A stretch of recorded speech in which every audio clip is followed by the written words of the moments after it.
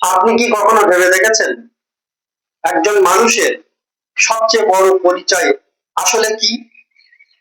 তারপর বলবেন তার ধর্ম, তার জাত, তার ভাষা, তার রাজনৈতিক পরিচয়। এগুলো তার পরিচয়ের অংশ, কিন্তু তার আগে সে একজন মানুষ। একজন ক্ষুধার্ত মানুষকে খাবার দেওয়ার আগে তার ধর্ম যাচাই করতে নেই। একজন আহত মানুষকে হাসপাতালে নিয়ে যাওয়ার জন্য তার ধর্ম যাচাই করতে নেই। একজন রক্তদাতার শরীরে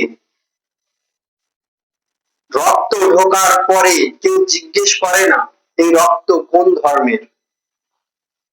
আসলে সুস্থ অবস্থায় আমরা কেন এত সহজে ধর্মের নামে একে অপরকে দূরে সরিয়ে দিই? আমি মুসলমান, আমার ইসলাম আমার কাছে অত্যন্ত প্রিয়। আপনি আপনার ধর্মকে ভালোবাসবেন, এটাই স্বাভাবিক।